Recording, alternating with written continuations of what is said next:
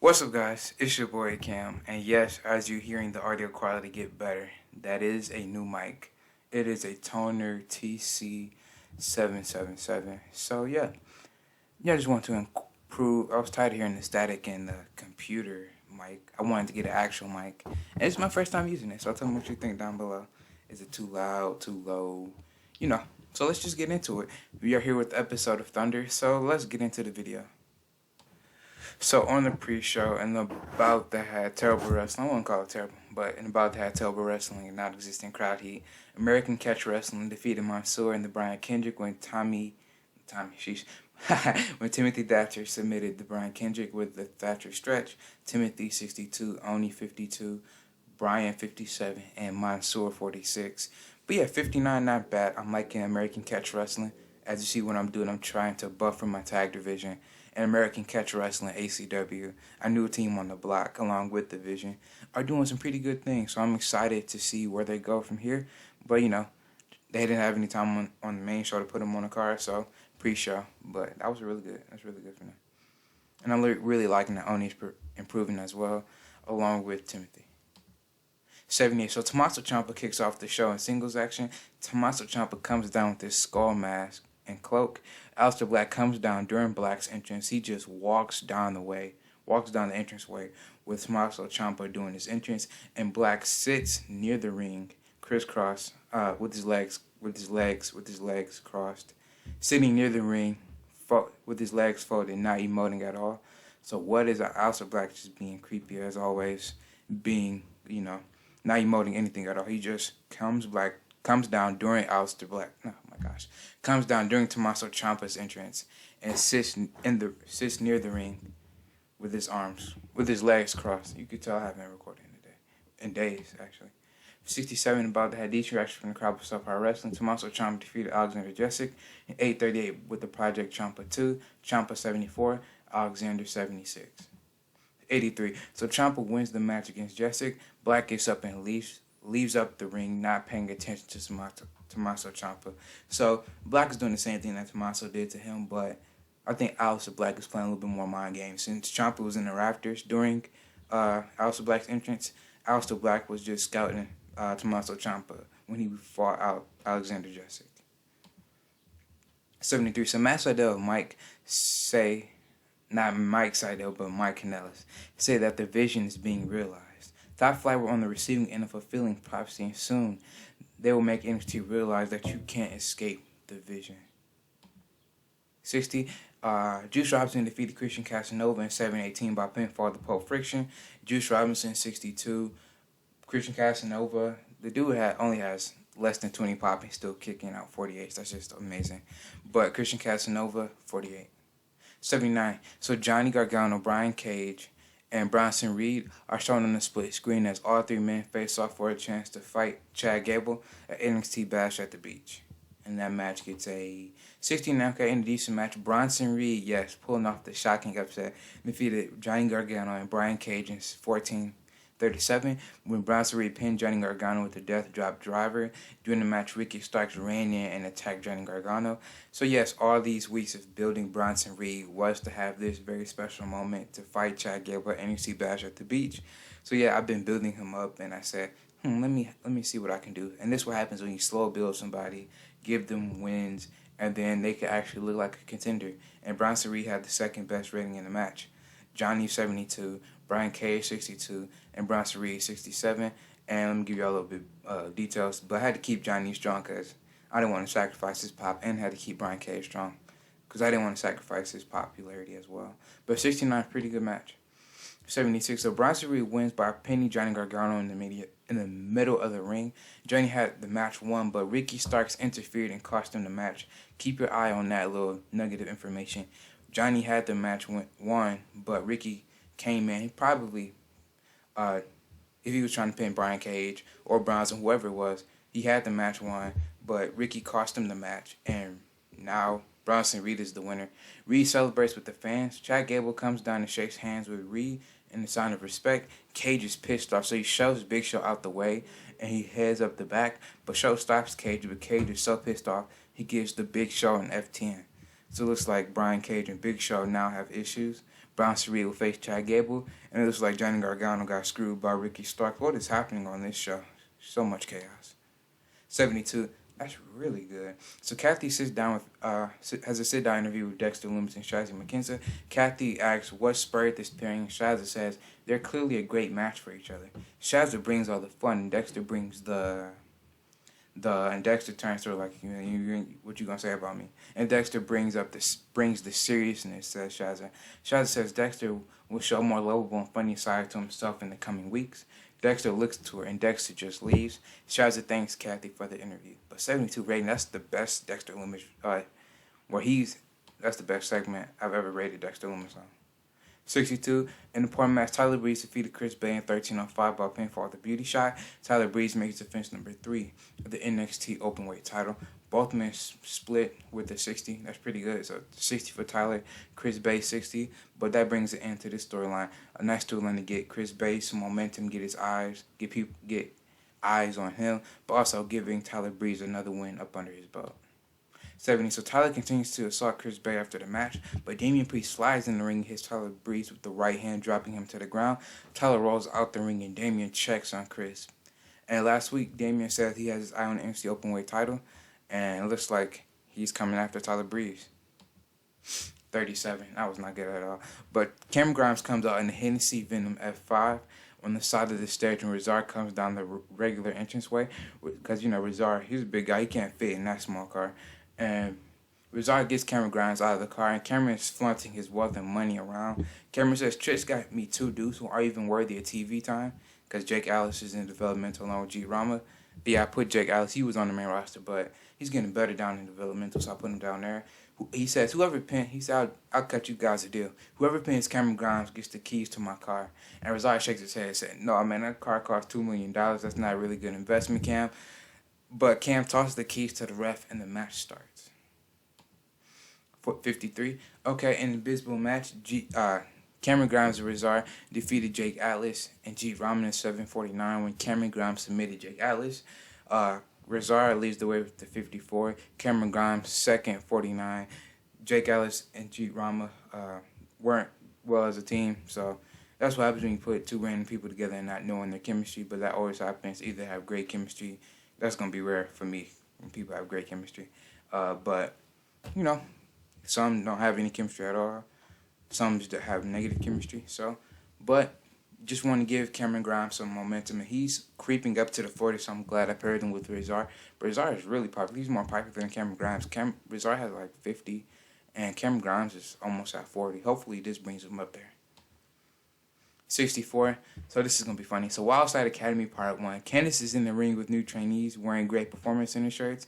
Jade Cargill, Delmi Exo, Rachel Evers, Avery Taylor, and Ashley Vox. Camilla standing menacingly behind Candice. First rule of Wildside Academy is to expect the unexpected, said Candice. So Camille grabs Delmi and presses her out the ring and sends her flying to the floor. And Candice says, oops, you should expect the unexpected. And Candice calls Jade for a test of strength. I don't think Candice knows how strong Jade Cargill is. And Candice has an elbow tie with Jade. She has an elbow tie up with Jade winning, and Candice is losing. And Candice pokes Jade in the eye and gains control. And Candice says rule number 2 is it's not cheating if the ref doesn't see it. So Candice says it's okay if you cheat, but as long as you don't get caught. And Camille and Avery do a series of sequences. Avery lands a perfect drop kick on Camille. Candice says, that was okay, but you need more elevation on yours like this. And out of nowhere, she drop kicks Rachel Evers, sending her out the ring. And Ashley tells Candice this is just bullying. She says this is just bullying newbies, and she doesn't like it. Camille tells her, if you have a problem, Candice says, don't worry, Camille. Ashley, if you have a problem with me, we can settle it next week. And yeah, we're going to have Candice versus Ashley Vox. But I had fun writing the segment. I thought it was really funny. And just building some characters for Candice and Camille. But Ashley Vox versus Candice LeRae. And we don't know this, but as the avatar, Jason Momoa, this will be for the second spot on the Thunder side for the NXT Women's Golden Ticket ladder match. I know I didn't say anything on Inferno. I forgot about that. But we will be getting some qualifiers on Inferno as well. But Candice LeRae will face Ashley Vox, and we'll see who will be the Golden Ticket, who have the new entry in the Golden Ticket. I'm thinking about making that match either 6 or 8. I think I could do 8, so I might as well change it to 8 instead of 6. I'm thinking about that. 64. Allison Kay defeated Marina Shafir in 6:23 by pinfall with the modified Gecko Platter. Okay, this is the first time me seeing Allison Kay bust that out. Allison Kay 60, Marina Shafir 44. 68. So that's really good. So Allison Kay celebrates on the rampart when she's attacked by a fan who turns out to be Deonna Purrazzo. Deonna has stitches on her head for what Allison Kay did to her 2 weeks ago. Deonna's on top of Kay, landing a series of rights and lefts. Deonna kicks Kay in the face, landing her out cold, and Deonna walks to the back. 65. So Scarlett's looking in the mirror and is looking in the mirror of a rundown bathroom. We see flashes of her losing the match versus Bianca for the title. Was that last week? A couple weeks ago. And Scarlett says she needs that championship, and the first step is beating Toni Storm. Then we see flashes of what she did to Toni last week, and she says, Toni, you were an easy target, and I will pummel you into dust when I'm done with you. You don't need to worry about Rhea. And then she puts her head up and says, I'm your new nightmare. 66. And both had the easy reaction from the crowd about subpar wrestling. Dakota Kai drew with Thunder Rosa in 15 minutes when the time limit expired. So, yeah, I didn't want to have either woman lose. They have so much momentum. But Dakota Kai 66 and Thunder Rosa 60. I normally don't like to do this, but you'll see after the second. But 66 is really good. Dakota's pretty good. Did I hear it wrong? Okay, no, I didn't. But really good. Dakota 66, Thunder Rosa bust out I think that's the best rating she's had so far. So after she beat Allison Kay, she's just been rolling. 75. So Thunder Rosa and Dakota Kai are still fighting each other after the bell. Raquel separates both women from each other, and Bianca comes out. She says, since you both can't decide who's the best between the both of you, at NXT Bash at the Beach, I will fight both of you. So it looks like Bianca's being the valiant babyface and saying, hey, if I can't have one challenger, might as well have two. If I can't have one clear-cut, concise challenger, I might as well just fight both of you. And it looks like we'll be having Bianca, Dakota, and Thunder Rosa. That should be a great match. 76, speaking of great matches, and about that had good heat, good wrestling from the crowd, good wrestling and decent reaction from the crowd. Balor Club 2 defeated the Hunters. And Roderick Strong submitted Eddie Edwards with a stronghold. Roderick Strong 74, Kyle O'Reilly 75, David Richards 68, and Eddie Edwards 73. 76 rated match for the co-main. You ain't gonna hear me complain. 86, sheesh. So Killer Cross comes down the ring. Roddy and Kyle says, yep, we had enough for tonight. We already won. We're not about to brawl with this guy. And Cross is seen taping up his hands. And Cross says, Cross says he wants one of them in the parking lot brawl next week. And Roddy says he's up for it and he's not afraid of Cross. And Cross says, you don't need to fear me because I will knock you unconscious. And then Cross turns around and hits Eddie Edwards with the elbow to the back of the head and leaves. So we'll begin a parking lot brawl between Killer Cross and Roderick Strong. Okay, I tried pre-booking the parking lot brawl. It didn't work, so I'm going to have to import that match into the game. But really good. 69. I was hoping for better, but hey, ain't gonna complain. So Limo Raj and the Young Bucks step out, and YB make their way to the entranceway and come down the ring. And Young Bucks taking a warm reception from the crowd since they're baby faces in this game. And Matt says for years people kept talking about the Young Bucks and FTR being the match people wanted to see. And Matt says they reinvented tag team wrestling during the 2010s, and that they're the best in the world. And Nick tells the crowd everywhere they go, people either say FTR or Young Bucks are the best.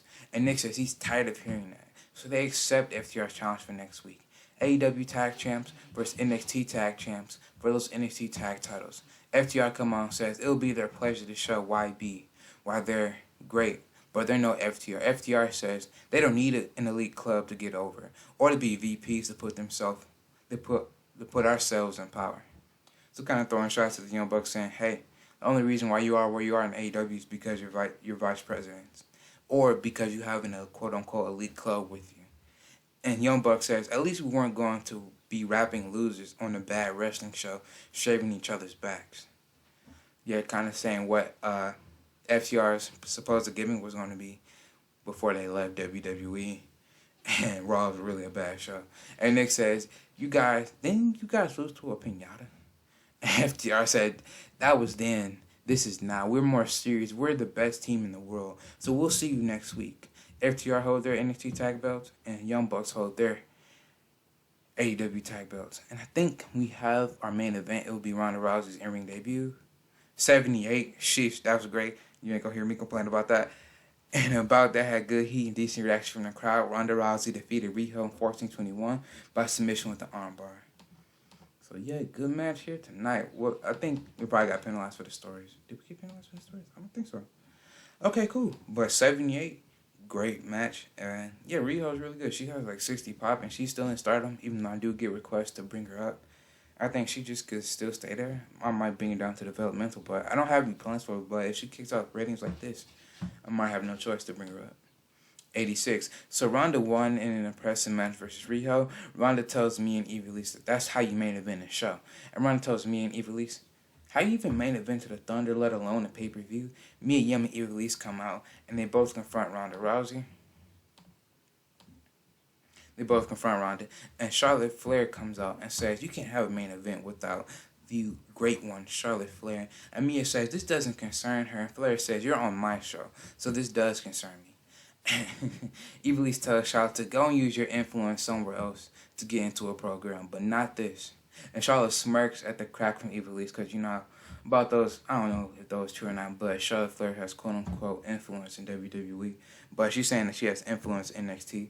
And Flair gets in the ring and boots Eva Lise for her comments. Ronda takes this time and gives Mia Yim a rowdy buster. Flair and Rousey stare down, and Flair leaves the ring. So really good angle to close off the show. A really good main event. We should be getting like a Blu-ray show. 80. Okay, I ain't gonna complain. But tell me what you thought down below. I thought this was really good. Maybe that Cameron Grimes segment brought it down. But I'm not gonna complain. Tell me what you thought down below. Tell me what you thought about the audio quality. And we are on our way to NXT Baddest at the Beach. You see more and more stuff being revealed. I told y'all I got y'all. I never let y'all down. So I'll see you when I see you. Peace.